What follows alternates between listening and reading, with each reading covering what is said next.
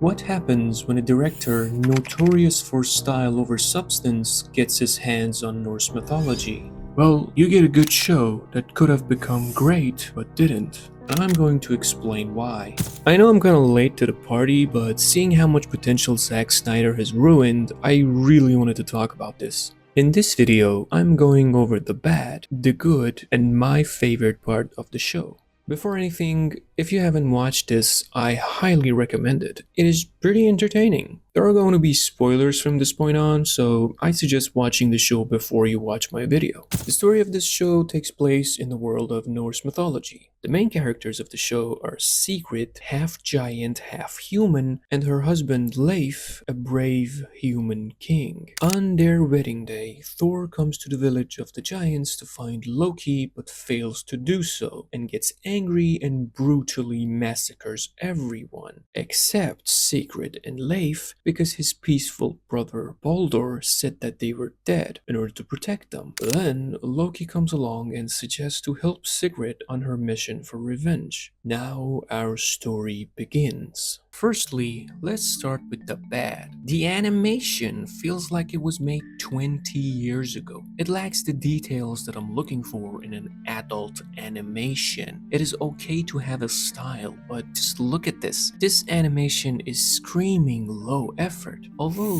this guy seems to be disagreeing with me, saying, I can also confidently say that this series has one of the most beautiful animation this year. Don't get me wrong, it has some beautiful imagery, but it could have given us a way better experience if the style of the animation was different. Like this guy commented, the animation is a bit lackluster for this day and age. And also this one that said, what I disliked the most was the animation. Way too simplistic. The animation was so blocky and angular. I get it, it's a style. But look at Castlevania's animation. Much better with only a little more detail. One of my own favorite styles of animation that really amazed me was the style of Blue Eye Samurai. If animators could get some inspiration from that and add their own twists, the show would thrive even better. Next bad thing, which is way more important than visuals, is the pacing. The show is too fast. The whole gathering the team that Snyder loves to do, I love it. I just wish they developed their characters more. I want to get to know the characters, dive deep into their emotions, relationships, adversities. For example, in the 4th episode, Sigrid basically calls his husband a coward for kneeling before Tavaz, king of the Vanir gods, and not being brutal enough. Then we have them do a very small argument here and there, and after they defeat the dragon Fafnir, Leif kills him and says this. Is this what you wanted?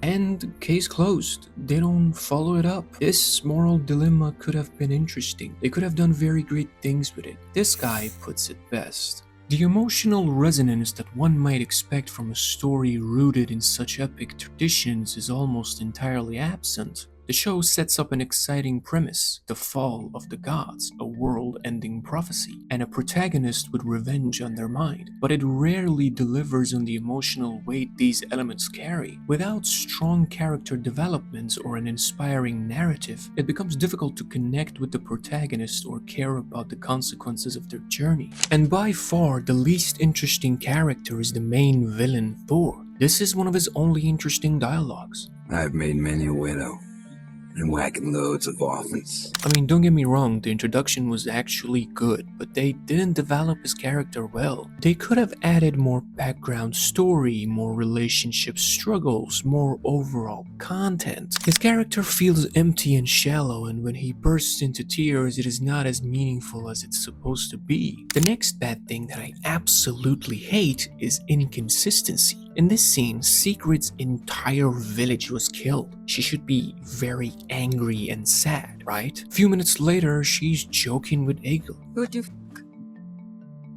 Who'd you kill? It takes an advanced sense of humor. I don't expect everybody to understand. You see, when you make something for the kids, it is okay for the plot not to make sense for the sake of being interesting or funny. But this is for adults, so keep it consistent. Respect the target audience and their needs. Just look at Leif. He's consistently screaming secret for the entire show. Secret! Secret! Secret! Secret! Secret! Next disgusting thing is the amount of unnecessary nudity and scenes that this show has, which many viewers have pointed out. Perhaps one of the most disappointing aspects of Twilight of the Gods is its heavy reliance on sexual encounters to drive the narrative forward. The sexual content often detracts from what could have been a compelling revenge arc, watering down the emotional intensity that should have been the series' heart. It's not that sex has no place in storytelling, but here it fails to serve a purpose beyond mere physicality.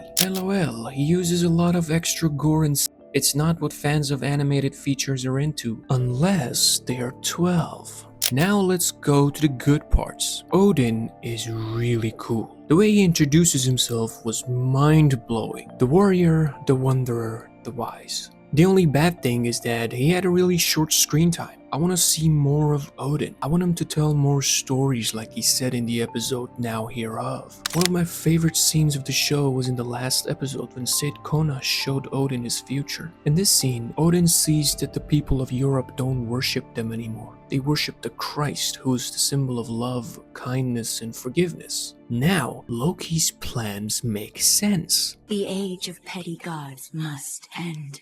The next good thing is the fight scenes. One thing Zack Snyder is absolutely brilliant at is making cool action scenes. Some of them, combined with the epic soundtrack, straight up gave me chills. Like the scene where Sigrid refuses to give up to Thor and introduces herself and goes headfirst towards him. The other thing that was really interesting to me and I wish they showed me more of is the idea of Valhalla versus Hel. In the last episode, Hel, Loki's daughter, who is also the guardian of Hel, explains that Valhalla, the heaven of Norse mythology, is not what people believe. It's not some reward for noble warriors. Odin takes souls to Valhalla so he can use them as warriors, which we see happen in the last episode. The other thing that I liked, that not many people liked, is that they gave Jormungandr a human-like body. I just wish they didn't force her to have sex with Thor to entwine their destinies for Ragnarok. Jormungandr f***s Thor in this show, and it's so goddamn weird. Somebody on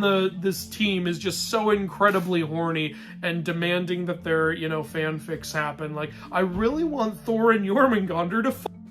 Why? I have no idea. Last but not least, the voice acting. And I'm really proud of the really subtle and dramatic performances that our voice actors were delivered us. My eldest begotten is besotted with you, the weeping.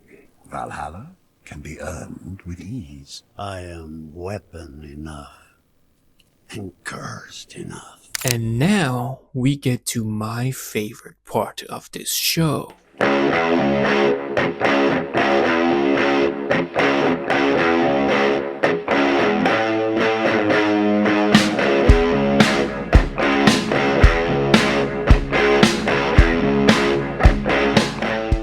Loki is amazing. Loki's smile is menacing. Every time he speaks, he says something interesting. I really like that they showed Loki as the devil created by man's imagination to blame someone for their sins.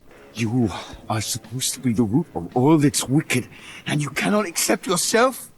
I am only what men have made me! I only exist so men may blame me. I don't know about you, but the Scapegoat God was my favorite episode because it showed the backstory of Loki. The fact that he is fighting for his family. It made him way more relatable and interesting. Other episodes were good too. Exploring Norse mythology was cool, but it could have been a lot better. This guy's opinion was closest to mine. At the end of the day, Twilight of the Gods is not necessarily a failure, but it lacks the hooks to make it truly memorable. The revenge plot, though central, is shallow. For a series with such a rich mythological backdrop, it misses the chance to make its mark. In the end, while Twilight of the Gods has some interesting elements, it never quite comes together in a way that feels compelling or meaningful. But this was only my opinion. I would really like to know your opinions as well. Even if you disagree with me, don't be shy in the comment section. Like and subscribe to my channel, and thank you so much for watching. I hope you have a great time.